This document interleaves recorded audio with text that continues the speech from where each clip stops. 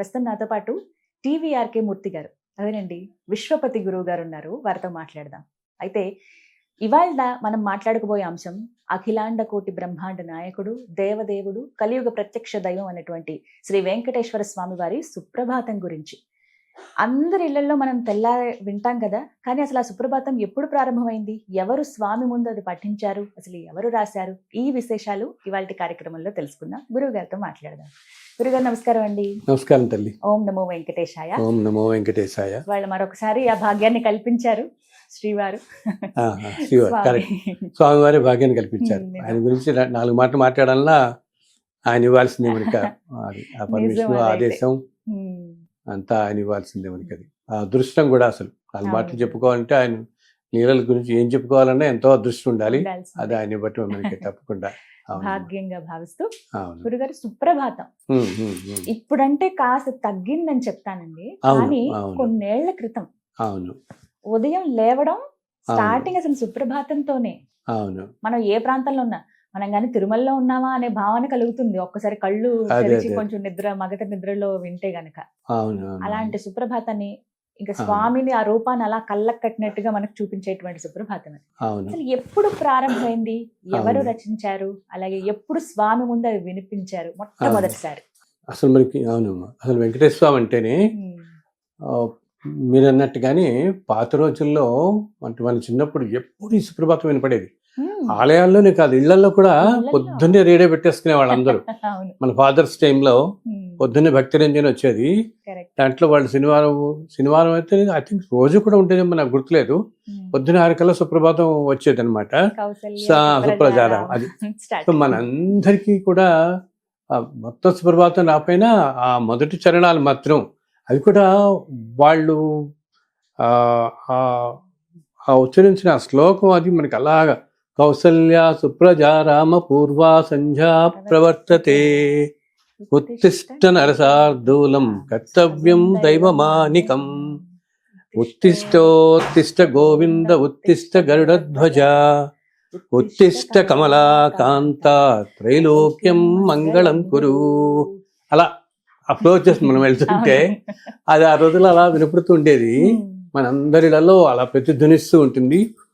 తిరుమల కొండల్లో ఇప్పటికీ కూడా స్వామివారిని, ఆ పరబ్రహ్మూర్తిని ఉదయాన్నే మేల్కొలిపే అద్భుతమైన ఈ సుప్రభాత సేవతోనే స్వామివారిని మేల్కొంటారు. ఉదయం పొద్దునే మేల్కొని మన ఆయన తనలోని చూపులు ఈ ప్రపంచం మొత్తానికి ఓ రక్షా కవచాలలాగా భాషిస్తాయి మనకి అనమాట.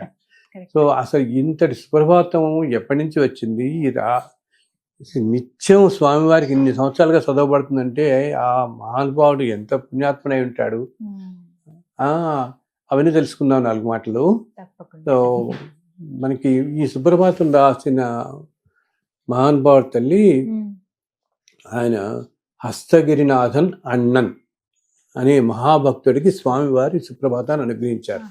ఈ అన్నన్ అనమాట. అతను ఆ మహానుభావుడు ఆచార్యులు వారు 1361 సంవత్సరంలో అనంతాచార్యులు ఆండాళ్ అనే దివ్య దంపతులకి జన్మిస్తారు. జన్మించిన తర్వాత ఆ పిల్లవాడికి 1361లో అనంతాచార్యులు ఆండాళ్ దంపతులకి ఆ పిల్లవాడికి హస్తగిరినాథన్ అన్నన్ అని చెప్పి నామకరణం చేస్తారు. ఆ పిల్లవాడు ఇంకా సాక్షాత్తు స్వామి అనుగ్రహంతో పుట్టినవాడు కాబట్టి ఎంతో దినదిన ప్రబుద్ధం అవుతూ అన్ని శాస్త్రాల్లోనూ ఎంతో పట్టు సంపాదించి ఎంతో ప్రావీణ్యం తెచ్చుకుంటాడు అనమాట. తెచ్చుకుని ఎక్కడికి ఎటువంటి పండితులను వచ్చినా కూడా పండితులు తన శాస్త్రంతో, తన వాగ్దాటితో వాళ్ళందరినీ కూడా ఓడిస్తాడు. ఎన్ని పరీక్షల్లో ఎక్కడ పెట్టినా కూడా. చివరికి ఆ తర్వాత ఒకసారి ఒక పండితుడు వస్తాడు అనమాట. ఆ పండితుడిని చాలా అందరూ అనుకుంటారు చాలా కష్టం ఇతన్ని గెలవటం అనమాట. ఈ యాగం శాస్త్రాలు, ఈ అన్ని శాస్త్రాల గురించి వాదన చేస్తున్నప్పుడు వీటిల్లో ఈ విషయాలు, శాస్త్ర విషయాల్లో, చర్చల్లో అవన్నీ వినడం. అటువంటి ఆయన్ని కూడా ఢీకొని ఈ హస్తగిరినాథన్ అన్నను చాలా భయంకరంగా వాదించి ఆయన మీద కూడా గెలుస్తారు. అప్పుడు ఆయనకి ఈ అన్నన్ కాస్త ముందర ప్రతివాద భయంకర్ అంటే అంత భయంకరంగా వాదించి గెలిచాడని చెప్పి ఆయనకి అభివృద్ధిస్తారు ప్రతివాద భయంకర్ అని. అప్పటి నుంచి అన్నన్ కాస్త ప్రతివాద భయంకర్ అన్నన్ అయ్యారు. వాళ్ళ తరాలు వాళ్ళే మనకి పిబి అనే ఇంటి పేరుతో కనపడతారు. ప్రతివాద మన పిబి శ్రీనివాస్ గారు పాటలు పాడతారు కదా, ఆ తరాలు వాళ్ళు వీళ్ళందరూ, ఆ పై తరాలు వాళ్ళ వంశస్థులు అనమాట. ప్రతివాద భయంకర్ అన్నన్ అయ్యాడు. సో ఈయన తర్వాత కాలంలో ఈ లోపల శ్రీరంగంలో ఆ రోజుల్లో మహా ఆచార్యులు వారు శ్రీ వరవరముని అని ఉండేవారు. ఆ ఆచార్యులు వారి శిష్యగణంతో ఈ అన్నన్ కూడా వచ్చి చేస్తాడు. చేరి ఇంకా ఎన్నో అక్కడ శాస్త్రాలన్నీ అభ్యమించి ఒకరోజు ఆచార్యుల వారు అనుకుంటారు మనందరం కలిసి తిరుమల వెళదాం అంటారు ఈ శిష్యులందరినీ తీసుకుని. సో శిష్యులందరినీ తీసుకుని తిరుమల వెళ్ళి ఆ స్వామిని, ఆ రోజుల్లో తిరుమల వెళ్ళటం అంటే అంతా అడవుల గుండా వెళ్ళటం గోవింద నామస్మరణతో చాలా కష్టతరంగా ఉండేది. ఎంతో దట్టమైన అడవులు, అసలు విపరీతమైన చలిగా ఉండేది ఆ రోజుల్లో. చలి సామాన్యంగా కదనమాట, చాలా చలిగా ఉండేది. అసలు మనకి ఒక 20-30 సంవత్సరాల దాకా కూడా కొండ మీద చాలా చల్లగా ఉండేది చాలా. ఇప్పుడు ఏంటంటే చాలా కట్టడాలన్నీ వచ్చేసి కాటేజెస్ గెస్ట్ హౌస్ తగ్గిపోయింది, కానీ చాలా చలిగా ఉండేది. ఎండాకాలంలో చల్లగానే అనిపిస్తూ. అవును, చాలా ప్లెజెంట్ గా ఉంటుంది వాతావరణం అసలు కొండల మీద. సో ఈయన ఈ వరవర్మని గారు ఈ శిష్యులందరితో బయలుదేరి మనవాడు కూడా ఈ భయంకర్ అన్నన్ ఈయన కూడా వెళ్తాడనమాట. వీళ్ళందరూ కలిపి వెళ్ళి తిరుమలలో స్వామివారిని దర్శించుకుంటారు. ఇంకా దర్శించుకుంటే అసలు ఆ స్వామిని చూస్తే ఎంత చిరునవ్వుతో ఎంతో మంగళ రూపంలో కనిపిస్తాడు అందరికి. అప్పుడు ఏంటంటే రోజు ప్రబంధ పఠనం జరుగుతూ ఉంటుంది. ఉదయం ఆ స్వామివారిని మెలుకొలపగానే ఉదయం రాత్రి పవళింపు సేవ తర్వాత ఆలయం తలుపులు వేసిన తర్వాత మళ్ళీ ఉదయం సుప్రభాత సేవతో స్వామిని మనకి దర్శనం మొదలవుతుంది కదా. సో ఆ తలుపులు తీసి సో అప్పుడు ఒక ప్రబంధ పట్టణం సాగుతూ ఉంటుంది వెళ్ళిన రోజుల్లో. అప్పటికి వీళ్ళు వెళ్ళినప్పుడు ఆ రోజు దర్శనం రోజు అప్పుడు ఎందుకో వరవర్మని ఆచార్యుల వారికి అనిపిస్తుంది, అయ్యో స్వామికి ఏదైనా మేల్కొల్పు, ఇంత పురుషోత్తముడు ఈ సృష్టి మొత్తానికి కారకపోతుడైన ఈయన్ని మేల్కొల్పే ఏదైనా ఒక సుప్రభాతం ఆ స్వామిని మేల్కొల్చుని అంటే యోగ నిద్ర నుంచి ఆయన నిద్రపడటం అసలు స్వామి నిద్రపడటం అనేది మన ఇది కానీ మన భావం ఇది. సో ఆ యోగ నిద్ర నుంచి మళ్ళీ మేల్కొంటారంటారు. సో అప్పుడు ఏదన్నా ఉంటే బాగుంటుంది అని ఆయన తలుచుకుని శిష్యుల వంక చూస్తారు ఒక్కసారి. ఎవరైనా సుప్రభాతం అంటే స్వామిని మేల్కొల్పేలాగా ఏదైనా పాడమని చెప్పి అప్పుడు అందరూ ఆలోచిస్తుంటే వెంటనే మన అన్నన్ ఏంటంటే వెంటనే కౌసల్య సుప్రజ రామ అంటూ ఎత్తుకుంటాడు అప్పటికప్పుడు. సో అప్పటికప్పుడే ఆ సుప్రభాతం మంగళాశాసనం ప్రపత్తి 3 ఆయన నోట్ల నుంచి ఆశువుగా అలా వచ్చేసిస్తాయి అనమాట. సో వెంటనే ఆ రోజు ఆ స్వామివారి దగ్గర నుంచి పూలమాలలోంచి ఒక 4 పూలు వచ్చి ఆయన మీద పడ్డాయని చెప్తారు. స్వామి కూడా చాలా సంతోషించారు అని. సో అప్పటి నుంచి ఇప్పటికీ కూడా ఆ సుప్రభాతమే పఠింపబడుతూ వస్తుంది ఆలయంలో నిత్యం. ఇన్నేళ్ల నుంచి కూడా స్వామివారిని మొట్టమొదటి మేల్కొలిపినప్పుడు అసలు మొట్టమొదటి ఆలయం తలుపులు తీయగానే ఈనాటికి కూడా స్వామి ఏం చేస్తారంటే ఆ రోజు కాలంలో కలియుగంలో మొట్టమొదటగా ఆయన దర్శనమిచ్చింది ఒక యాదవ బాలుడికి అన్నమాట. అందుకని ఆయన ఆ రోజు స్వామి అతనికి ఒక అనుగ్రహం చేస్తారు, ఎప్పుడు కలియుగాంతం వరకు కూడా మొట్టమొదటి ప్రథమ దర్శనం నీ వంశం వారికే ఇస్తానని. అందుకని ఈనాటికి కూడా ఉదయం ఆలయం తలుపులు తీయగానే మొట్టమొదటి వెళ్ళి ఆ యాదవ వంశంలో ఉన్న వాళ్ళు ఇప్పటి వాళ్ళు ఆ వంశం వాళ్ళే, ఆ వంశీకులే లోపలికి కాగడా తీసుకుని లోపలికి వెళ్ళి తలుపులు తీసేది మొట్టమొదటి వారే దర్శనం చేసుకుని వస్తారు. ఆ తర్వాత అర్చకులు ఆలయ అధికారులు వీళ్ళందరూ వెళ్తారు. అండ్ ఇంకా విచిత్రం ఏంటంటే తలుపు మనం మూసివేస్తాం కదా రాత్రప్పుడు, ఆ వేసినప్పుడు కూడా వీళ్ళ దగ్గర ఒక విచిత్రమైన కుంచెకోల అని ఉంటుంది. దాంతో ఏంటంటే ఈ తలుపుకి ఒక చిన్న రంధ్రం ఉంటుంది, ఈ రంధ్రంలోంచి ప్రెస్ చేసి వాళ్ళు లోపల గడిని బయట నుంచే వేస్తారు. వాళ్ళ దగ్గర తరతరాలుగా వస్తుంది. ఎన్నో అసలు ఇప్పటికీ అలాగే అసలు తిరుమల ఆలయంలో తల్లి ఎన్ని రకాల సంప్రదాయాలు, ఎన్ని రకాల విశేషాలు ఉన్నాయో అన్నమాట. ఇప్పటికీ కూడా ఆ కుంచుకోవాలని అని చెప్పి దాని ఆ చిన్న హోల్ నుంచి చేసి లోపలికి బయట నుంచి లోపలికి గడియబడుతుంది. సో ఇతను కూడా వెళ్ళి ఈ కుంచుకోవాల తీసుకుని దాన్ని తీస్తారు. లోపల గడిని తీయటం బయట నుంచి తీసి తలుపులు తీసుకుని ఫస్ట్ ఈ యాదవ భక్తుడే, ఈ యాదవ తరంలో వాళ్ళ తరాల్లో వస్తున్న ప్రస్తుతం ఉన్న వాళ్ళల్లో వాళ్ళ కుటుంబాల్లో ఎవరో ఒకరు వెళ్ళొచ్చు ఆ రోజు. సో ఎంత అదృష్టం ఆ కుటుంబాలకి కదా. ఇప్పటికి కూడా మొట్టమొదటి ప్రథమ దర్శనం నీకే అనుగ్రహిస్తాను అన్నాడు ఆ వంశం వాళ్ళకే అన్నమాట. సో వారు వెళ్ళి వచ్చిన తర్వాత అప్పుడు అర్చకులు వెళ్తారు. ఆ తర్వాత మన ఆలయ అధికారులు అంటారు, వాళ్ళు హారతి ఇస్తారు, సర్కారు హారతి అంటారు. ఇట్లా వీళ్ళందరూ వెళ్ళటం అవుతుంది. అండ్ మొట్టమొదట స్వామి తలుపులు తీయగానే ఫస్ట్ సారి ఆయన ఇచ్చే దర్శనాన్ని వాళ్ళు అక్కడ విశ్వరూప దర్శనం అని అంటారు. ఆలయ సంప్రదాయాల్లో విశ్వరూప దర్శనం అంటే ఆలయం తలుపులు తీయగానే మొట్టమొదటి స్వామి కనపడటం అనమాట. మళ్ళీ రాత్రి నిధి నుంచి మేల్కొన్న తర్వాత ఆయనకి రాత్రి పావళింపు సేవప్పుడు ఆయనకంతా కూడా ఒక బయట పట్టు మంచం అన్ని వేస్తారు ఆయనకి. దాని మీద శ్రీనివాసమూర్తిని అక్కడ పెడతారు రాత్రి. ఆ పావళింపు సేవ అయినవన్నీ అవన్నీ కూడా మళ్ళీ బయట తీసుకొస్తారు. తీసుకొచ్చి ఎప్పుడైతే ఇతను ఆలయం లోపలికి తలుపులు తీయటం మొదలు పెడతాడో ఆ స్వామికి ఎదురుకుండా నుంచుని ఈ అర్చక స్వాములు కౌసల్య సుప్రజారామ అంటూ మొదలు పెడతారు. ఈ లోపల ఇవన్నీ జరుగుతుంటే వైభవంగా సుప్రభాతం చదవబడుతుంటుంది. ఈ సుప్రభాతం తిరుమల కొండలంతా కూడా ప్రతిధ్వనిస్తూ ఉంటుంది అన్నమాట. ఆ సుప్రభాతంతోనే అసలు ఆయన మేల్కొంటాడు, జగత్తంతా మేల్కొంటుంది అని అంటాం.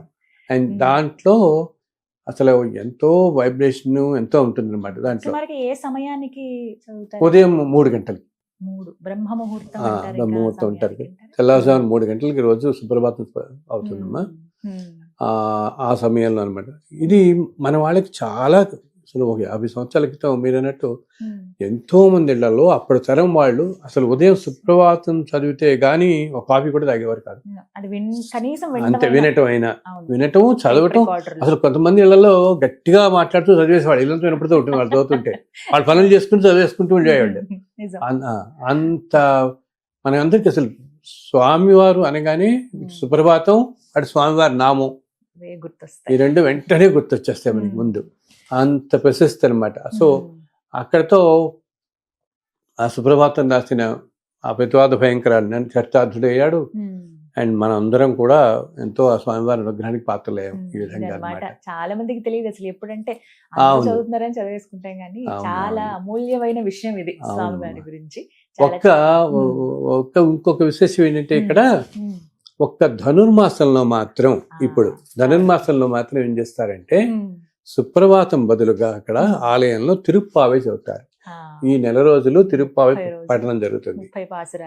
30 పాసురాలు ఈ నెల రోజులు. ఇప్పుడు ప్రస్తుతం ధనుర్మాసంలో ఉన్నాం కదా, ఈ ధనుర్మాసంలో మాత్రం మిగతా అన్ని రోజుల్లోనూ రోజు స్వామివారికి సుప్రభాతమే అనమాట. అది అర్చకులు కూడా ఎంత అదృష్టవంతులు. ప్రతిరోజు స్వామి ఎదురుకుండా నుంచిన సుప్రభాతం స్వామి చదువుతున్నారంటే ఆయన మేల్కొల్పటం అంటే వారి ఎంతటి అదృష్టవంతులు చేసుకున్నారు. ఒక క్షణం ఆయన్ని చూస్తే చాలని అంతటి భాగ్యం దక్కేది అర్చక స్వాములకి. నిజంగా వారిని తాకే అదృష్టం కూడా దక్కుతుంది. అవును. అది అవేంటంటే ఇందాక తాకే అంటున్నారు. యాక్చువల్ గా లోపల సేవలు మనం మొదటి గడపని కులశేఖర పడి అంటారు వాళ్ళు. ఎవ్వరికైనా కూడా అంటే చాలా మంది తెలియని విషయం. అందరూ అనుకుంటారు ఈ ప్రెసిడెంట్లు కానీ ప్రైమ్ మినిస్టర్లు కానీ వాళ్ళంతా లోపలికి వెళ్ళిపోయి దర్శనం చేసుకుంటాను. అసలు ఆ గడప దాటి లోపలికి ఎవ్వరు వెళ్ళకండి. ఆ గడప దాటి లోపలికి వెళ్ళడానికి ఒక్క 4 కుటుంబాల వాళ్ళకే తరతరాలుగా వస్తున్న ఆ కుటుంబాలకు మాత్రమే అధికారం ఉంది. ఇంకెవ్వరూ ఆ గడప దాటి లోపలికి వెళ్ళట్లేదు. మనం బయట చూస్తున్న సేవల్లో పాల్గొనే ఎంతో మంది అర్చకులు అంటే ఏంటి, మనం ఒక్కోసారి కళ్యాణంలో ఊంజల్ సేవల్లో పాల్గొనే వాళ్ళని చాలా మంది చూస్తాం కదా. ఈ అర్చకులు వీళ్ళందరూ కూడా వీళ్ళలో కూడా చాలా మంది బయట సేవల్లో ఉండేవారే గాని లోపల స్వామి లోపలికి వెళ్ళి ఇప్పుడు సుప్రభాత సేవ తర్వాత తోమాల అర్చన ఈ సేవలన్నీ జరుగుతాయి కదా మనకి రోజు ఉదయం ఉంటాయి కదా. అలాగే శుక్రవారం అభిషేకం జరగడం. అప్పుడు ఆలయం లోపలికి వెళ్తాం కదా అర్చకులు. ఈ అర్చకులు లోపలికి వెళ్ళేవారు మాత్రం ఈ 4 కుటుంబాల వారికి తరతరాలుగా స్వామి అనుగ్రహించింది ఆ కుటుంబాల వారిని. వారిలో ప్రస్తుత తరంలో ఉన్న వాళ్ళందరూ వాళ్ళు రోస్టర్ డ్యూటీస్ లా వేస్తారు వీళ్ళకి. మార్నింగ్ వీళ్ళు, తర్వాత వీళ్ళు, ఇట్లా ఈ తరాల్లో ఇప్పుడున్న పిల్లలు, ఈ ఆచార్యులు ఎవరైతే ఉన్నారో వారు మాత్రం లోపలికి వెళ్ళి స్వామికి అంటే ఏంటి అన్ని సపర్యలు చేయడానికి స్వామికి వీళ్ళకి మాత్రమే అధికారం ఉంది. చాలా మంది అనుకున్నారు ఏంటంటే బయట మనకు కనపడే వాళ్ళందరూ అని ఆర్ఏసీ మినిస్టర్లు వెళ్తారు లోపలికి అని. ఎవ్వరు ఆ కులసేపర దాటి అడుగు లోపల పెట్టకండి. యువతల నుంచే దర్శనం చేసుకోవడం చెప్తే లోపలికి వెళ్ళి సాక్షాత్తు మూలమూర్తిని తాకే అధికారం అనేది ఆ 4 కుటుంబాల అర్చకులకి ఎంతో అదృష్టవంతులు. సో వారిలో కొంతమంది ఏం చెప్తారంటే వాళ్ళు ఇలా తోమాలసేం అప్పుడు పూలని తీసి మళ్ళీ మారుస్తూ ఉంటారు కదా, అలా అప్పుడు కానీ అభిషేకం అప్పుడు కానీ పొరపాటున స్వామి రూపం గనక వీరి చేతికి తగిలితే శిలలాగా అనిపించదు, మాకు చాలా మెత్తగా ఉంటుంది అనిపిస్తుంది అని చెప్తారు. మెత్తగా మానవుని తాగుతున్నట్టే ఉంటుంది. అండ్ అలాగే అసలు చేతుల మీద ఆ నరాలు కూడా మనకి అలా కనిపిస్తుంటాయట. నేను ఇంతకుముందు వాటిలో మనం చెప్పుకున్నామే, ఆయన ఏంటంటే ఇప్పుడు కాలం అంతా పాపభూయిష్టం అయిపోయి ప్రజలందరూ ధర్మం లేకుండా ఉన్నారు కాబట్టి మనకి శిలామూర్తిగా భ్రమింపజేస్తున్నాడు కానీ సాక్షాత్ స్వామి అలా నుంచుని ఉంటారు అంతే.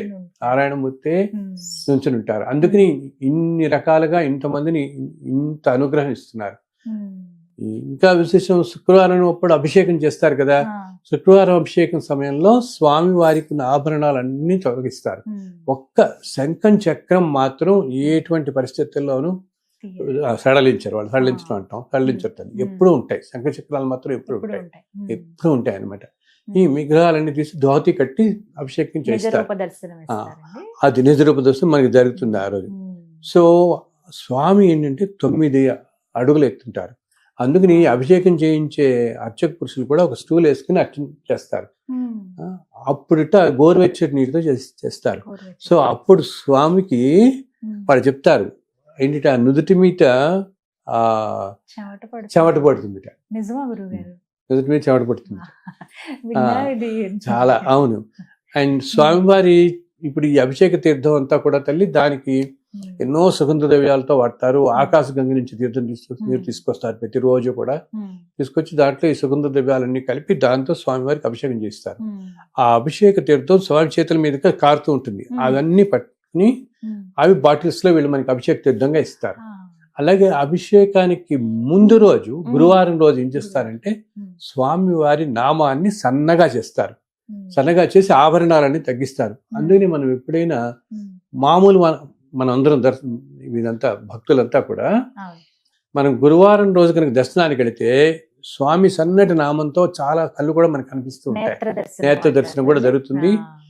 అండ్ నిజ రూపం ఆల్మోస్ట్ చాలా మటుకు మనకి కనిపిస్తుంది. ఇంత తగ్గుతుంది అనమాట. చాలా ఆభరణాలని తగ్గించి ఇంకా స్వామి ఏంటంటే శుక్రవారం అభిషేకానికి సంసిద్ధమై ఉంటాడనమాట ఉదయం. సో బుధం ఏం చేస్తారు, ఇంకా అభిషేకం చేసే ముందు స్వామివారికి చెప్పాను కదా అన్ని అంత ముందు రోజే తీసి సిద్ధమై ఉంటారు ఇంకా స్వామి. అప్పుడు నామాన్ని సడలిస్తారు.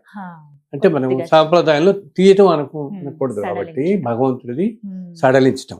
ఆ సడలించినప్పుడు ఆ స్వామివారి నామం ఆ పుచ్చకర్పూరం అమ్మ, పచ్చకర్పూరంతో పెడతారు స్వామికి నామం అన్నమాట.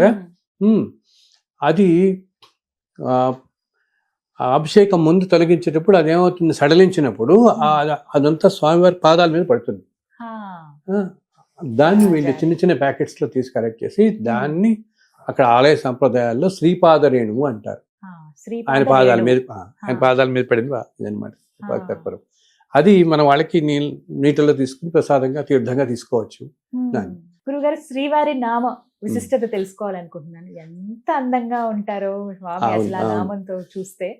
తెలుపు, అలాగే మధ్యలో ఎర్రగా ఇలా తిలకం ఉంటుంది, కస్తూరి కస్తూరితో ఏమంటారు అసలు, ఎలా పెడతారు, వీటి గురించి తెలియచేయండి. ఎందుకు అంత పెద్ద నామం పెట్టి అసలు?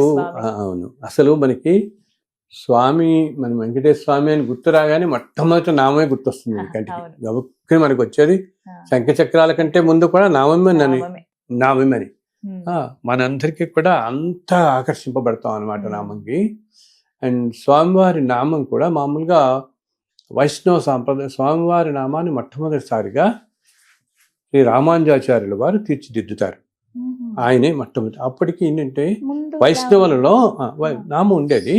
వైష్ణవుల్లో ఏంటంటే 2 తెగలు ఉంటాయి, తెంగలై వడగలై అని. ఒక్కొక్క తెగలది కొద్దిగా డిఫరెంట్ గా ఉంటుంది ఈ నామం అన్నమాట, ఆకారం. సో స్వామివారి నామం మాత్రం 2 తెగలకి మధ్యస్థంగా ఉండేలాగా ఉంటుంది ఈ రూపం ఆయనది. అది ప్రతి శుక్రవారం రోజు, ఇందాక ఇప్పుడు అనుకున్నాం కదా మనం, అభిషేకం అయిన తర్వాత, స్వామివారికి అభిషేకం అంతా అయిన తర్వాత అప్పుడు స్వామివారికి నామాన్ని దిద్దుతారు. ఆ నామానికి వాళ్ళు వాడేది ఏంటంటే 16 తులాల పచ్చకర్పూరం, 16 తులాలు, చాలా పెద్దది, 16 తులాలు ఆయన భరించాడు. 16 తులాల పచ్చకర్పూరంతో దిద్దుతారని. అందుకని మనం చాలా మీ దగ్గరగా ఎప్పుడన్నా బ్రేక్ దర్శనం వీటిలో వెళ్ళినప్పుడు కొంచెం ముందు చూస్తే తెలుస్తుంది ఎంత పెద్దగా ఉంటుందో నామం అనమాట. 16 తులాల నాది ప్లస్ 1.5 తులాల కస్తూరి మధ్యలో, కస్తూరితో ఉంటుంది అనమాట. అది మళ్ళీ అలా పెట్టిన నామం మళ్ళీ వచ్చే గురువారం దాకా అలాగే ఉంటుంది, ఇంకా ముట్టుకోరు. మళ్ళీ శుక్రవారం రోజు అభిషేకం జరిగినప్పుడే ఆ నామాన్ని సడలించి మళ్ళీ పచ్చకర్పూరం మళ్ళీ కొత్తది పెడతారు. పచ్చకర్పూరం ఇలా ముద్దలాగా అతికిస్తారు. పచ్చకర్పూరం అంతా కూడా అద్దుతారు, ఆయన స్వామికి అద్దుతారు అన్నమాట. పచ్చకర్పూరాన్ని తీసి మొత్తం అద్ది, అది అయితే బ్రహ్మోత్సవాల సమయంలో మాత్రం దీనికంట రెట్టింపు వాడతారు.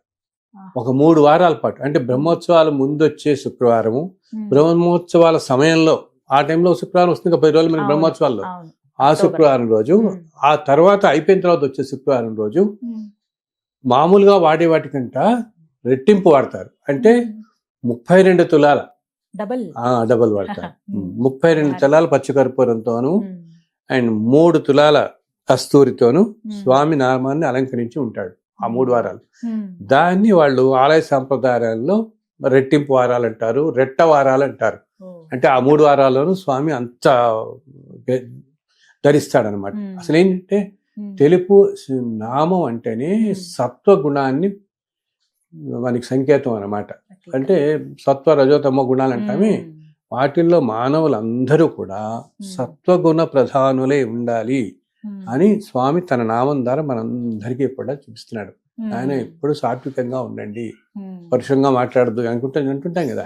సాత్విక గుణాలు కలిగి ఉండాలని మనందరినీ ప్రేరేపించడానికి ఆ నామమే సంకేతం అన్నమాట. స్వామివారి నామమునికి ఎంతో పవిత్రమైన నామం. అందుని మనకి చెప్పాను ఇందాక, ఎప్పుడు తలుచుకున్నా అసలుట స్వామిని ఎటువంటి కష్టాల్లో ఉన్నవాళ్ళైనా ఆ క్షణానికి వాళ్ళకి తలుచుకోవడానికి, మనకి ఏదైనా కష్టాల్లో ఏదో ఆపదో ఏదో వచ్చినప్పుడు నీకే స్తోత్రము ఏమీ గుర్తురావు, గబుక్కుని అసలు నోట్లోంచి మాట్లాడడానికి కూడా లేక, నీకు గోవిందా అనడానికి కూడా లేకపోయింది. అసలు గోవిందా అని ఒక్క పిలుపు ఆర్తితో పిలిస్తే ఆయన ఎక్కడో ముల్లోకాల్లో నేను ఎక్కడ ఉన్నా వచ్చి వాళ్తాను అంటాడు, మీ దగ్గరికి చెప్తా రక్షిస్తానని. మనం చూస్తాం చూడు, మనం ఒక్కోసారి అంటారు మనం ఏదో యాక్సిడెంట్ అయిపోతుంటే స్ప్లిట్ సెకండ్ లో మేము పక్కన తప్పించుకున్నామండి, ఆ స్వామి అలా మమ్మల్ని పక్కకి లాగేశాడు, పట్టుకుని చేపట్టుకుని మా కారు అలా జస్ట్ అలా వెళ్ళిపోయింది, తప్పించి ఒక్క సెకండ్. అవన్నీ ఏంటంటే ఆ స్వామి మహత్యాలు, నమ్ముకున్న వాళ్ళని అలా రక్షిస్తాడు. సో ఇలా అప్పుడు మనకేంటి, ఒక్కొక్కసారి ఆ క్షణంలో కంగారు మనకేం తోచకపోవచ్చు, ఏదో తలుచుకుందాను. నేను చాలా మందికి ఏంటి పెట్టి వాళ్ళందరికీ కూడా ఏదో సాయినామం, గోవిందనామం, రాఘవేంద్ర ఇలా తలుచుకుంటుంటారు కదా. ఇలా గబుక్కుని ఏదైనా ఒక ఆపద వచ్చి మనకి వచ్చినప్పుడు ఆ కంగారులో ఏ నామం తలుచుకోవడానికి గుర్తురానప్పుడు కూడా అని చెప్తారు గోవిందా అని అన్నది. అది కూడా మనకి లేనప్పుడు కేవలం స్వామివారి తిరునామాన్ని మనస్సులో ఒక్క తలిస్తే చాలుట, క్షణంలో వచ్చి ఆయన వాళ్తాట. అంత రక్షిస్తుంది శ్రీవారి నామం అని అంటారు. అంత వైభవం, అంత విశిష్టత, అంత శక్తి కలదన్నమాట స్వామివారి నామం. అందుకని చెప్పాను ఇందాక, ఆ స్వామివారి పాదాల మీద పాదరేయడం, ఆ తీర్థాన్ని కనుక సేవిస్తే ఎటువంటి రోగాలైనా హరిస్తాయి అని చెప్పి ఆయన మన అనవాచార్య కీర్తనలో కూడా ఒకటంట, ఒక చోట వస్తుంది ఈ శ్రీపాదరేణువు గురించి. స్వామి తీర్థంపై సకల రోగాలకు అని చెప్పి ఒక కీర్తన కూడా వస్తుంది అనమాట శ్రీపాదరేణువు గురించి. అంతో ప్రాముఖ్యత అనమాట. అందుకని చెప్పాను, ఎటువంటి ఏంటిట మనస్సులో ఉన్న ఎటువంటి అశాంతి అయినా, ఎటువంటి మానసిక అలజడైనా స్వామి నామాన్ని ఒక్క క్షణం పాటు మనసులో మనం తలుచుకుంటే అన్నీ తొలగిపోతాయి అంటారు. అంతట శక్తివంతమైంది స్వామివారి నామం అన్నమాట, తిరునామం.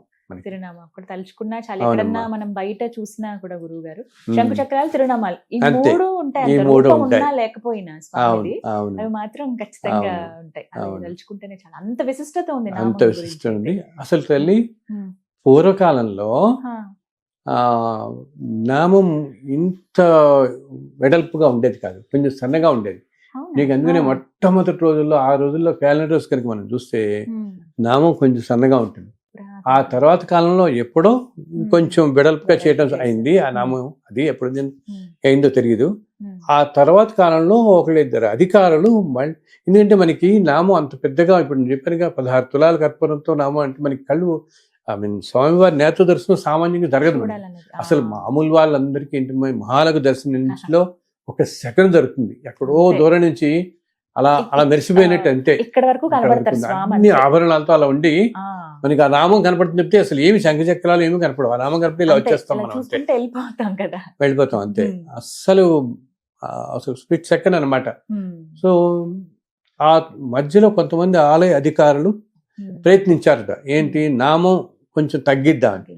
అయితే అలా తగ్గిద్దాం అనుకున్న వల్ల ఏదో అవాంతరాలు ఆ రోజు రావటం, వెంటనే మామూలుగా పెట్టేయటం ఆ వారం తర్వాత వారం నుంచి. ఇంక దానికి ఎవరు ధైర్యం చేయలేదు. ఇప్పటికీ కూడా ఆ నామం అంత వెడల్పుగా ఆ విధంగా అట్లాగే ఉంటుంది. ఒక్క చెప్పాను, గురువారం మాత్రం కొంచెం సన్నగా ఉంటుంది అన్నమాట. ఎందుకు, అభిషేకానికి కాబట్టి కొద్దిగా సన్నగా చేస్తారు నామాన్ని. ఆ రోజు మనకి నేత్ర దర్శనం జరుగుతుంది. అండ్ అక్కడ తిరుమల కొండల మీద ఏంటంటే ఒక చిన్న సాంప్రదాయం అను, వాళ్ళు అనుకునేది ఏమిటంటే అక్కడంతా కూడా స్వామి గురువారం నాడు కళ్ళు తెరిచి చూస్తాడు కాబట్టి అక్కడ షాపుల్లో ఉండేవాళ్ళు ఎవ్వరు కూడా అన్యాయంగా ఉండట ఆ రోజు మాత్రం. అందరు చెప్పుకుంటారు అలా స్వామి ఆ రోజు మాత్రం కళ్ళు తెరిచి చూస్తారు కాబట్టి ఏంటి, వచ్చే వాళ్ళందరూ మోసం చేయడం కానీ ఇటువంటివి ఏమీ కూడా కొండ మీద జరగవు అని చెప్పి చెప్తారు వాళ్ళు. అటువంటిది అదొక ఉందని చెప్పి వింటుంటాం మనం. సో స్వామివారి నామానికి అంత ప్రాశస్త్యం ఉందన్నమాట. అలా ధరించి ఉంటారు ఆయన మనకి ఇప్పుడు కూడా. చాలా చక్కగా వివరించారండి ఆ తిరునామాల వైభవం ఏమిటి, అసలు ఎందుకు ఈ విధంగా స్వామి పెట్టుకుంటారు. ఇప్పుడు వెళ్ళినప్పుడల్లా ఖచ్చితంగా మీరు చెప్పిన మాటలు గుర్తొస్తాయి నాకు. అలా ఇప్పుడు కళ్ళు మూసుకున్నా అవే గుర్తొస్తుంది, అలా స్మరించుకున్నా చాలా ఆయన చక్కగా వివరించారు. అవును, అసలు మనకేంటంటే తిరుమల ఆలయంలోది ఇప్పుడు స్వామివారికి పచ్చకర్పూరం పెడతారని చెప్పాను కదా, అవన్నీ కూడా తర్వాత ఇలా నైవేద్య ప్రసాదంలాగా ఇస్తారు చాలా మంది, శ్రీపాద అని. మనకి అక్కడిది దొరకటం అనేది మామూలు వాళ్ళందరికీ అసాధ్యం, ఏదో ఏపీలకి వాళ్ళకి తప్పితే. అందుకని మనలాంటి వాళ్ళకి ఏంటి, సామాన్యులకి మీరు దగ్గరలో ఎక్కడ వైష్ణవ ఆలయాల్లో అయినా కూడా స్వామి పెట్టింది తీసుకోండి. ఇంకా స్వామివారికి ఉపయోగించిన నామానికి ఉపయోగించిన పచ్చకర్పూరం ఎంతో శక్తివంతమైనది అవుతుంది అనమాట. సో మనకి దగ్గర ఆలయాల్లో ఎక్కడ ఇస్తున్నారు, చాలా మధ్య ఆలయాల్లో నేను చూస్తున్నాను, చాలా చోట్ల శుక్రవారం వాళ్ళు మారుస్తారు, అభిషేకం చేసి మారుస్తున్నారు. అది మామూలు భక్తులందరికీ కూడా వాళ్ళు పంచుతున్నారు, చిన్న చిన్న ప్యాకెట్స్ లో పంచుకుంటారు. అది మనం తీర్థంలా తీసుకుంటే అన్ని రోగాలు నశిస్తాయి. ఎందుకంటే స్వామికే నుదుటి మీద ఉన్నది కదా, ఆయనకి వారం రోజుల పాటు స్వామితో ఉన్నది కాబట్టి దానికి ఎంతో పవిత్రత, శక్తి చేకూరుతుంది అనమాట. దానికి బాధపడక్కర్లేదు, అయ్యో మనకి అక్కడికి లభించటం లేదు అని బాధపడక్కర్లేదు. తిరుపతిలో మనకి టికెట్ కౌంటర్ దగ్గర లేకపోతే లేదు, ఎక్కడ దొరకదు, ఎక్కడ దొరకదు. అది మహాప్రసాదం అని అంటారు, ప్యాకెట్స్ అని చిన్నవి. అది మామూలుగా ఏంటంటే ఆ వారం నుంచి వచ్చే వారం దాకా, ఇప్పుడు శుక్రవారమే వస్తాయి కదా మనకి, వాళ్ళకి అభిషేకం చేసినప్పుడు వాళ్ళ అభిషేకాలన్నీ కూడా చిన్న చిన్న బాటిల్స్ లో చేస్తారు. ఆల్మోస్ట్ నేను కూడా 4-5 బాటిల్స్ వస్తాయేమో. అవి ఆ వచ్చే శుక్రవారం వాళ్ళ దగ్గర నుంచి ఆ వచ్చే శుక్రవారం దాకా ఈ లోపల వచ్చే వేపీలకి వాళ్ళకి ఇస్తారు. అలాగే నేను అనుకోవటం ఈ అభిషేకం సేవలో వాటిల్లో పాల్గొన్న వాళ్ళకు కూడా ఆ తీర్థము ప్లస్ మహాప్రసాదం అంటారు. ఆ శ్రీపాద రేణు ప్యాకెట్ చిన్న పట్ల ఉంటుంది. ఇవి దాంతో అక్షింతలు అవి అక్కడ ఆలయ మర్యాదల్లో కానీ లేకపోతే ఈ అభిషేక సేవల్లో కానీ వాటిలో పాల్గొన్న వాళ్ళకి కూడా ఇస్తారనుకుంటా, కరెక్ట్ గా నాకు తెలియదు కానీ కొంతమందికి ఇస్తారు, దాంట్లో ఏదో. బట్ మామూలు వాళ్ళందరికీ మనకి రాదు, దొరకడంత కష్టం మనకి చాలా. ఆయన నామాన్ని ఒక్కసారి తలుచుకుంటే చాలా మనసులు అన్ని అనుగ్రహిస్తాడు ఆయన. అది మాత్రం అంత కరుణామయుడు ఆయనకి. మనకి అంతా తెలుసు కాబట్టి మన గురించి నేను ఏదో చెప్తుంటాను. మనకి మన ఆలోచనలు కానీ, మన మనస్సులో ఏముంది, అసలు నిజంగా మనం ఏమిటి, ఏ పరిస్థితుల్లో ఉన్నా మనం ఏ విధంగా స్పందిస్తాము, ఇవన్నీ కూడా మన ఆలోచనలు ఎట్లా ఉంటాయి అనేది కూడా మన తల్లికో, మన తండ్రికో, మన భర్తకో, మన పిల్లలకో, మన స్నేహితులు ఎవరికి తెలియకపోవచ్చు. మనం చెప్పింది నమ్మకపోవచ్చు, ఎవరికి తెలియకపోవచ్చు. కానీ మన మనసులో ఏముంది, ఏమిటి, మనం అసలు ఏమిటి అనేది ఆయన మాత్రం తెలుస్తుంది, మనకి ఆయనకి మాత్రం తెలుస్తుంది. అందుకని ఆయన తప్పకుండా ఏది ఎప్పుడు ఇవ్వాలో అన్ని అనుగ్రహిస్తుంటాడు, ఆయనకే తెలుసు. అందుకనే అసలు నేను అందరితో ఉంటాను, నాయన నాకు ఇది ఇవ్వు, అది ఇవ్వు అని కూడా అడగక్కర్లే. మనం తిరుమల వెళ్ళినప్పుడు మనం ఇవన్నీ అని కాదు, ఇక్కడి నుంచి అయినా ఎక్కడి నుంచి అయినా కూడా కోరికలు. ఎందుకంటే తల్లి చాలాసార్లు ఏమవుతుందంటే మనం అడిగేది ఒకటి, మనకు కావాల్సింది ఇంకోటి ఉంటుంది. అంటే ఏంటి, ఇప్పుడు సపోజ్ మనం ఉన్నాం, ఏదో ఉద్యోగం అవుతుంది అనుకో మనకి, ఆ ఉద్యోగంలో మనకి ఏదో ప్రమోషన్ కావాలి ఏదో అని అడుగుతాం ఆయన ప్రమోషన్ రావట్లేదు, ఏదో ఇంకా ఈ టైంలో రావట్లేదు.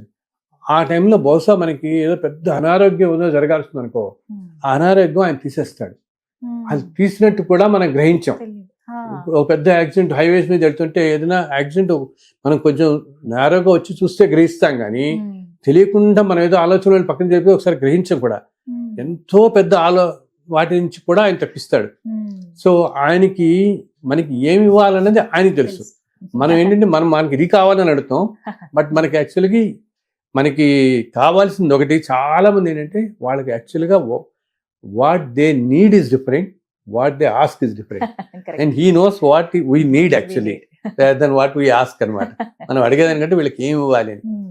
అలాగే ఎప్పుడైతే మనం పూర్తిగా ఆ స్వామిని నమ్ముకున్నామో, ఇప్పుడు ఇన్ని తరాలు చెప్తానని నేను అన్నమాట. ఇంత మనకి అసలు ఒక్క స్వామివారు తిరుమల ఒకే ఒక వెంకటేశ్వర స్వామి ఆలయం అలా ఉంది కదా ఇన్ని సంవత్సరాల నుంచి. ఆ స్వామి చుట్టూత ఇప్పుడు ఆ స్వామి పేరుతో ఎందరో ఇళ్లలో ఎంతో మంది పేరు పెట్టుకున్న వాళ్ళు, ఎన్నో బిజినెస్లకు ఉంటాయి, ఎన్నో హోటల్స్కి ఉంటాయి, ఎన్నో ఊళ్ళలో శ్రీనివాస నగర్, శ్రీనివాసపురం కాలనీస్ వింటుంటాం. ఎన్ని ప్రపంచం మొత్తం స్వామి వైభవం ఎంతగా ఒక్క స్వామి మీద ఉందంటే ఎంతటి ఏమంటాం, ఎంతటి అపూర్వం ఆ మూర్తి మనకి అసలు అందరికీ.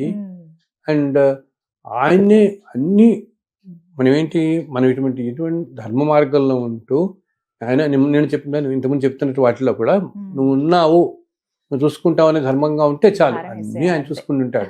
అండ్ మనుషులందరికీ ఏంటంటే జనరలీ మనుషులందరికీ బాధలు రెండు విధాలుగా కలుగుతాయట. ఒకటి ఏంటి, వాళ్ళకి మనకి కావాల్సింది దొరకపోవటం, మనకి లభించకపోవటం, మన దగ్గర ఉన్నది వదులుకోవాల్సి రావటం. ఈ రెండే అత్యంతంగా బాధించేది. మనకి ఏదో కావాలనేది డబ్బు అవనండి, ఉద్యోగం అవనండి, ఇంకోటి అది లభించకపోతే మనకి బాధ. ఉన్నది వదులుకోవాల్సింది అవటం. వదులుకోవటం అనేది ఏంటి, మామూలుగా ధనం డబ్బులు ఇవే కాదు. ఒకప్పుడు దురదృష్టి కొద్దీ వాళ్ళ తల్లిదండ్రులు, భార్యో, పిల్లలు ఎవరో కాలం చేయడం జరుగుతుంది. ఇవన్నీ కూడా బాధాకరమే కదా. మన దగ్గర ఉన్నవి వదులుకోవటం అంటే ఇవన్నమాట. ఇలా ఏదన్నా వదులుకోవాలి. ఈ రెండే మనుషులు ఎక్కువగా బాధిస్తాయి. సో మన పెద్దలు చెప్తారు, స్వామివారిని పూర్తిగా నమ్ముకుని మన ధర్మం ప్రకారం మనం జీవిస్తూ ఉన్న వాళ్ళకి ఈ రెండు కూడా బాధించవు అంటారు. ఈ రెండు కూడా వాళ్ళ ఆలోచనలు రావు. ఈ రెండిటికి కూడా అతీతంగా వెళ్ళిపోతాం మనం. ఇది రాలేదు అది రాలేదు అనుకోం, ఇది వెళ్ళిపోతుంది మన దగ్గర నుంచి, అయ్యో ఇది పోగొట్టుకుంటున్నామే అని అనుకోం. అన్నిటికీ తట్టుకుని అన్నిటినీ ఒకే విధంగా తీసుకునే అస్తిత్వ పరిగతి అంటారే, అది ఆ స్వామివారు చక్కగా అనుగ్రహిస్తారు, మనకి అనుగ్రహిస్తారు. నమ్మకం పెట్టుకోవటమే. ఆయన ఎలా చెప్పేది అంతే, నా మీద భారం వదిలేండి, మీరు ధర్మంగా ఉండండి, సర్వం నేను చూసుకుంటాను. మనం ఎన్నో కుటుంబాల్లో చూస్తుంటాం, ఎంతో జీవితాలను నిలబెట్టారు, కుటుంబాలని చాలా చాలా తల్లి ఎన్నో ఏంటంటే, లేకపోతే రోజు 1,00,000 మంది నీకు దర్శనానికి వస్తుంటే ఆ 1,00,000 మందిలో కనీసం 20-30 వేల మందికి కూడా స్వామితో ఎన్నో అనుభూతులు ఉన్నవాళ్ళే వాళ్ళందరూ, అంతే కదా. ఇప్పుడు ఏదో ఓకే, మనం ఈ రోజుల్లో మోడర్నైజేషన్ వచ్చి ఎఫర్డబిలిటీ ఏదో పిక్నిక్ లాగా వెళ్తున్నారు కొంతమంది అనుకుందాం, ఏదో విహారానికి వెళ్ళే వాళ్ళు ఉంటారు, అది సామాన్యం అయిపోయింది కదా. అందుకని ఈ రోజుల్లో ఏ క్షేత్రాలు చూసినా జనమే. అసలు ఎక్కడ మీకు టికెట్లు దొరకవు, ఎక్కడ చూసినా లక్షల్లో జనం. ఎందుకంటే నువ్వునట్టు ఇలా ఒకే రోజు 10 క్షేత్రాలు చూసేసాం. ఆ ఊరు గురించి వచ్చిన తర్వాత చెప్పుకుంటారు, మేము 3 రోజుల్లో అంటే 24 క్షేత్రాలు చూసి వచ్చామని అంటారు. అదేదో రికార్డులా. అలా కాకుండా అసలు నిజంగా ఏదైనా క్షేత్రానికి వెళితే ఆ క్షేత్రంలో ఉండే శక్తిని గ్రహించడానికి ఒక్కరోజు ప్రశాంతంగా ఉండి అక్కడ నిద్ర చేస్తే గానీ గ్రహించాం. ఇదేదో రికార్డు కోసం కాదు కదా క్షేత్రాలన్నీ మనం తిరిగేది. ఆ క్షేత్రంలో ఉండే దేవత అనుభూతి చెందగలగాలి. ఆ శక్తి మనలోకి వస్తుంది అప్పుడే, మన శరీరాల్లో కూడా ప్రయాణించి ఏదైనా రుగ్మతలు ఉన్నా ఏమన్నా మన మనస్సు కూడా సక్రమ మార్గంలో వెళ్ళి ఇవన్నీ అవ్వాలంటే ఒకరోజు ప్రశాంతంగా ఉంటే అది రిసీవ్ చేసుకోగలుగుతాం మనం. బికాజ్ మన కంటికి కనపడవు. కానీ అటువంటి క్షేత్రాల్లో ఒక శ్రీరంగం కానీ, మన యాదగిరిగుట్ట కానీ, సింహాచలం, ఇప్పుడు తిరుమల, మంగళగిరి, ఇలా ఈ అన్ని చోట్ల మన ఈ రాజరాజేశ్వరి, వేములవాడ, ఇవన్నీ క్షేత్రాల్లో తల్లి ఎంతో దివ్యమైన తరంగాలు ఉంటాయి, శక్తి తరంగాలు. బికాస్ అక్కడ కొలువే ఉన్న మూర్తులు ఎప్పటి నుంచో నేను ఇందా చెప్పాను, సిద్ధుల చేత ప్రతిష్ఠింపమని వాళ్ళు స్వయం వ్యక్తంగా వచ్చిన వారు ఉండటంతో ఆ క్షేత్రాలు ఎంతో శక్తివంతమయ్యి ఎన్నో తరంగాలు ఉంటాయి. మనకు అందునే ఎంత క్రౌడ్ ఉన్నా ప్రశాంతంగా ఉంటుంది, ఎంత క్రౌడ్ ఉన్నా మనకి వెళదాం అనిపిస్తుంటుంది. సో అటువంటి క్షేత్రాలకు వెళ్ళినప్పుడు మనం ఏంటంటే అది ఆస్వాదించగలగాలి, అది తీసుకోవాలి, మనం కూడా రిసీవ్ చేసుకుంటే దానివల్ల మన శరీరం, మనస్సు రెండు పరిశుద్ధం అవుతాయి. అందుకని పాత రోజుల్లో తీర్థయాత్రలను చేసేవాళ్ళు, వెళ్ళాలని తీర్థయాత్రలు నియమం పెట్టుకుని వెళ్ళేవాళ్ళు. సో అది తిరుమలకి మనకి రోజు 1,00,000 మంది వస్తున్నారు, ఎక్కడెక్కడ దేశాల నుంచో ఎన్నెన్నో కష్టాలు పడి. అసలు ఎందుకు తల్లి, నాకు తెలిసి ఎంతో మంది ప్రతి నెల వెళ్ళేవాళ్ళు ఉన్నారు. ప్రతి నెల వెళ్ళి దర్శనం చేసుకునే వాళ్ళని ఎంతో మంది నెల తిరుపతి వెళ్తున్నాం అని చెప్తారు. ఇంకొక విషయం ఏంటంటే, తిరుపతిలో ఉండే వాళ్ళు ఎవరైతే కొండ కింద ఉంటారో వాళ్ళ కన్నా కూడా మిగతా ఊర్ల నుంచి ఖచ్చితంగా నెల తిరిగిందా దర్శనం చేసుకోవాలని వాళ్ళు చాలా మందిని చూస్తాం. చాలా మంది, ఎంతమంది వింటున్నాను. అలాగే నడిచెక్కటం కూడా ఏంటి ఈ మధ్య నాకు ఒకరు కనపడ్డారు, 108 సార్లు నడిచెక్కాడు అతను. ఇప్పుడు 108 సార్లు, ఎంత అదృష్టం. అది అన్నిసార్లు అంత దర్శనం ఇచ్చాడంటే ఆ మహానుభావుడు ఏ జన్మలో ఎంత భక్తుడో. అలాగే ఆ మధ్య నాకు ఇంకొకళ్ళు ఎవరు పరిచయం అయ్యారు, శ్రీకాకుళంలో ఉంటాడు, మహంతి శ్రీనివాస్ అని. అంటే భగవంతుడు ఎవరెవరికి ఎలా ప్రేరేపిస్తాడో అనమాట. ఇప్పుడు మనం వెంకటేశ్వర వ్రతకల్పం రాసాం, ఇంతమంది జనాల జీవితాలు బాగుపడుతున్నాయి. అలాగే అతనికి ఏమిటి ఒకరోజు ఎప్పుడో అనిపించిందిట, మనం ఎప్పుడు వెళ్ళి దర్శనం చేసుకొస్తూ వస్తున్నాము, అలా కాదు నడిచెక్కాలి. అసలు ఈ కొండని నడిచెక్కటంలో ఉండే విశిష్టత కానీ దానివల్ల ఉండే ఎన్నో విశేషాలు ఉన్నాయి కొండ నడిచెక్కటంలో. అసలు అవన్నీ మనం అందరికీ చెప్పాలని అతనేంటి నలుగురిని ప్రేరేపించడం, అతను ఎక్కడం మొదలుపెట్టాడు. వీలున్నంత కాలం నేను ఎక్కుదాను అనుకుని చెప్పి తల్లి గత 10 సంవత్సరాల్లో అనుకుంటా ఇప్పటికీ 360 సార్లు ఎత్తెక్కాడు. 360 సార్లు. అది కూడా ఏంటి, ప్రతి నెల ప్రతి నెల ఏం చేసుకుంటాడు, ఒక 4 రోజులకి ప్రతి నెల వాడు శ్రీకాకుళం నుంచి రిజర్వ్ చేయించేసుకుంటాడు. అతను సామాన్యుని, ఏదో పెద్ద ధనవంతుడు కూడా కాదు, అతను సామాన్యుని కుటుంబీకుడు. బట్ స్వామితో ఏ జన్మలో ఏ బంధం ఉందో అలా లాగేసుకుంటున్నాడు దగ్గరికి. ప్రతి నెల 20-21 తేదీలు అనుకుంటా, ఏదో తాను ఒక 4 రోజులు వెళ్ళి నడిచెక్కేస్తాడమ్మా, బస్సులో దిగిపోతాడు, 2వ రోజు మళ్ళీ నడిచెక్కుతాడు. అలా ఉన్న 4 రోజులు నడిచెక్కేస్తాడు. ఒక్కోసారి అలిపి నుంచి, ఒక్కోసారి ఇటు నుంచి పెడతాడు. ఇంకా విశేషం ఏంటంటే, అంటే ఎవరెవరికి ఆయన ఏమనుగ్రహిస్తున్నాడో, ఎవరెవరిని ఎలా ఆకట్టుకుంటున్నాడు అనేది చూడు. ఒక్కొక్క రోజుట 2 సార్లు నడిచెక్కాట. నడిచెక్కడం, బస్సులో దిగడం, మళ్ళీ నడిచెక్కడం. అలా 2 సార్లు నడిచెక్కిన సార్లు కూడా ఏదో నిన్న నాకు పెడుతుంటాడు అప్పుడప్పుడు ఫోటోలు, వెళ్ళేపడాలు పెడతారు. 34 సార్లు ఎక్కానండి. ఇలా ఏంటి రోజులో 2 సార్లు నడిచెక్కడం, రోజులో 3 సార్లు కూడా ఎక్కిన రోజులు ఉన్నాయి. ఆ 7-8 సార్లు ఎంతో ఎక్కి దిగి 3 సార్లు. అంటే నేను ఆయనతో ఒక మాట అన్నాను అనమాట, ఈ పాత కాలంలో అంటే మొట్టమొదటి కాలంలో తల్లి తిరుమల మీద ఆలయం తప్పితే అసలు ఊరు అనేది లేదు. కొండ మీద ఊరు లేదు, ఒక్క ఆలయం ఉండేది అంతే. అర్చకులు కింద నుంచి వెళ్ళి రోజు నిత్యం పొద్దున 10 గంటలకు, అది కూడా తెల్లవారుజామున వెళ్ళేవాళ్ళు కాదు, అప్పుడు అంతా అరణ్యం నుంచి వెళ్ళాలి కాబట్టి. అండ్ ఆ రోజుల్లో అసలు తిరుపతి పట్టణమే లేదు ముందు. మొట్టమొదటి చాలా పురాతనమైనది తిరుచానూరు. తిరుచానూరు చాలా పురాతనమైనది. శ్రీనివాస మంగాపురం ఇవి చాలా పురాతనమైనవి. తిరుపతి పట్టణం తర్వాత వచ్చి కాలంలో వచ్చింది. మొట్టమొదటి నుంచి తిరుచానూరే ఉండేది. తిరుచానూరులో స్వామివారి ఆలయం కూడా ఉంది. మన వాళ్ళకి చాలా మంది తెలీదు, ఇప్పుడు నేను చెప్తాను. తిరుచానూరు పద్మావతి అమ్మవారి గుడికి పక్కనే 2-3 సందులు అవతలే శ్రీనివాస ఆలయం అని చెప్పి ఉంటుందండి. ఎప్పటి నుంచో ఉన్న ఆలయం అది. ఒకప్పుడు చాలా మంది అక్కడికి వచ్చి దర్శనం చేసుకునే వాళ్ళందరూ, కొండకెళ్ళే వీలు లేక. సో అంత పురాతనమైన రోజుల్లో ఏంటి, అర్చకులు పొద్దున్నే 10 గంటలకల్లా పైకి వెళ్ళిపోయి ఆ సుప్రభాతం ఈ అర్చనలు అవి చేసి మళ్ళీ మధ్యాహ్నం 2-3 కల్లా కింద దింపాడు. ఎందుకంటే 4 అయిందంటే అసలు పైన ఉండడానికి లేదు, అన్ని అడవి మృగాలని తిరుగుతుండేవి అనమాట. ఆ తర్వాత ఈ మండపాలు రావటం, ఈ కళ్ళ మండపం ఇవి అన్న తర్వాత మొట్టమొదటి రోజుల్లో ఇట్లా ఉండేది. సో రోజు కింద నుంచి వెళ్ళి, అండ్ ఆ రోజుల్లో మనుషులకు శక్తి కూడా అలా ఉండేది, ఇప్పటిలా కాదు కదా. ఆ రోజుల్లో మనుషులు ధార్మికంగా మనుషులు ఎంతో ధార్మికంగా ప్రకృతి తగ్గట్టుగా అందరూ బతికేవాళ్ళు. ఈ రోజుల్లో మన ప్రకృతిని ఎంత దూరం అయిపోయాం అన్నిట్లో. ప్రకృతి దగ్గరగా ఉండటంతో వాళ్ళలో ఆ నేచర్లో శక్తి అంతా వాళ్ళలో ఉండి, ప్రతిరోజు నువ్వు నడిచెక్కి ధూపదీప నైవేద్యాలు పెట్టి మళ్ళీ సాయంత్రానికి వచ్చి మళ్ళీ పొద్దున ఎక్కుతున్నావు అంటే ఎంత ఇది. సో నేను ఇంతో అన్నాను, బహుశా మీరు ఏదో జన్మలో ఒక అర్చకుడు ఏంటారు అక్కడ, ఇలా రోజు ఎక్కువ వెళ్ళి అది ఆ సోల్ని పట్టుకుని ఉంటుంది కదా, ఆత్మను పట్టుకుని ఇప్పుడు కూడా వదిలిపెట్టకుండా ఇప్పుడు కూడా ప్రతి నెల వెళ్ళాలని ప్రతి నెల 4 సార్లు నడిచెక్కుతారు.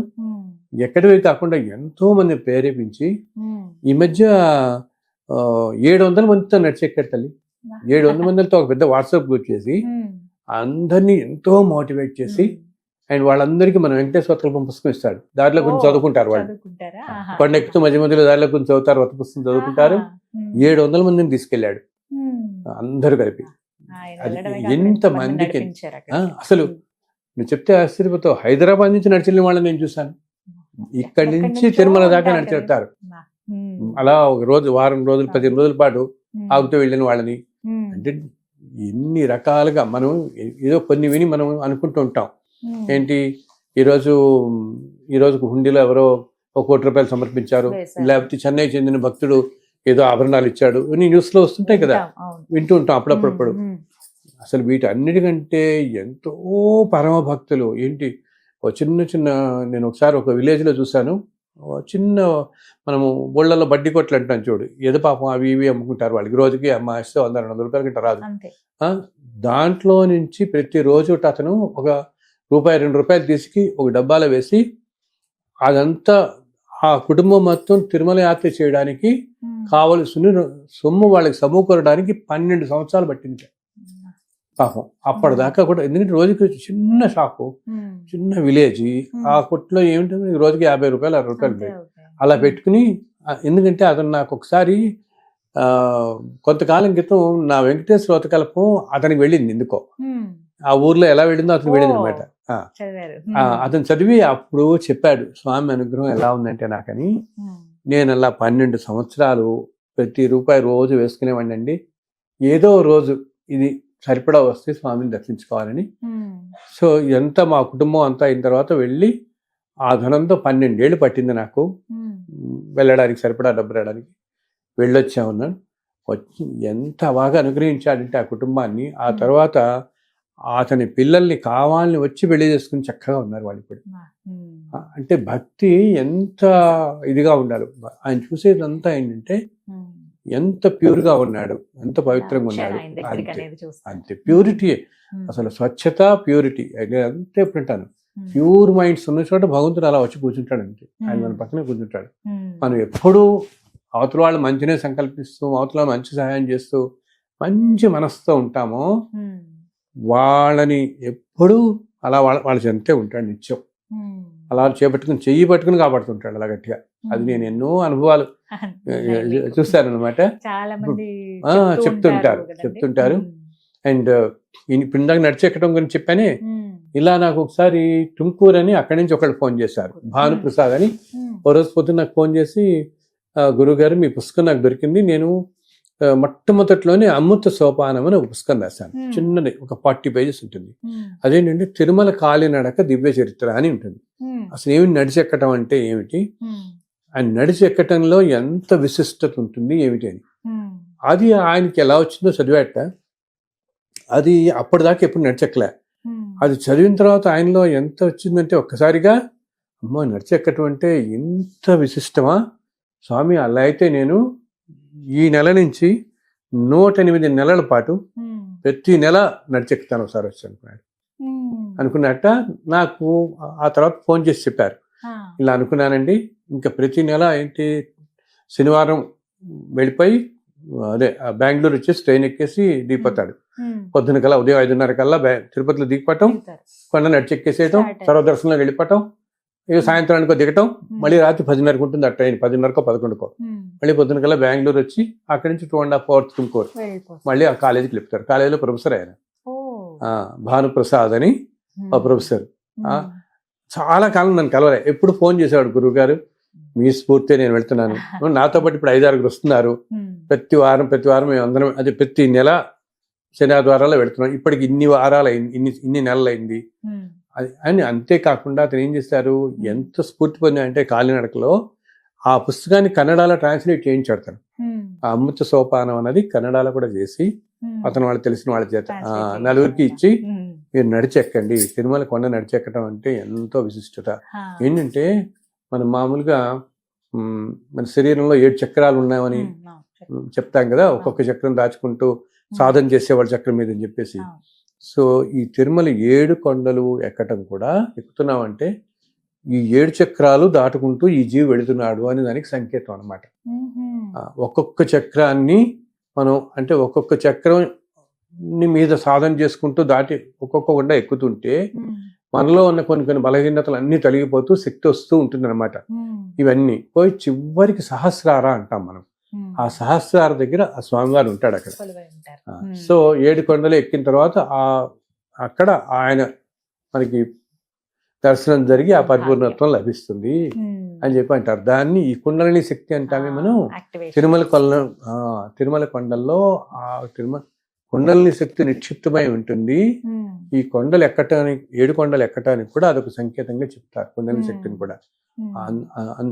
ఎంతో మంది నాకు తెలిస్తే పెద్ద ఏంటి ఆఫీసర్స్ అనగానండి, పెద్ద అధికారులు అనండి, వాళ్ళు మామూలుగా ఓకే అప్పుడప్పుడు ఇవి బ్రేక్లు హడావిడి మంది మార్పులంతా పెడతారా, ఒక్కొక్కసారి ఎవ్వరికి చెప్పకుండా అతి సామాన్యుల్లాగా కలిసిపోయి మామూలు వాళ్ళతో కొండెక్కేస్తారు.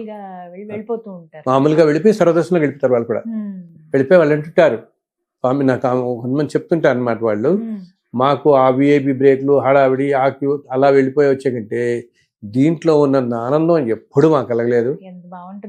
ఎంత బాగుంటుందో ఈ ఆనందం, బాగుంటుంది. ప్రత్యేకమైన అనుభవం అది. అలా వెళ్ళిన వాళ్ళు చాలా మంది తెలుసు నాకు. పెద్ద ఐపీఎస్ ఆఫీసర్స్ వాళ్ళు 2-3 ఐఏఎస్ ఆఫీసర్స్ వాళ్ళు కావాలనుకుంటే మామూలుగా వెళ్తారు, సంవత్సరం మామూలుగా ఇలా వెళ్ళిపోతారు. ఈ బ్రేక్లు వెళ్ళినా కూడా అంటారు, సంవత్సరానికి ఒక్కసారన్నా ఈ విధంగా నేను వెళతాను, ఎవ్వరికి చెప్పకుండా మా సెక్యూరిటీలు ఇవి అన్ని వదిలిపెట్టేసి మామూలు జనంలో కలిసిపోయి రాత్రిపడే 9 గంటలకు వెళ్ళిపోతాం మేము, ఎంత ఆనందంగా ఉంటుందో మాకు అని చెప్తుంటారు అనమాట.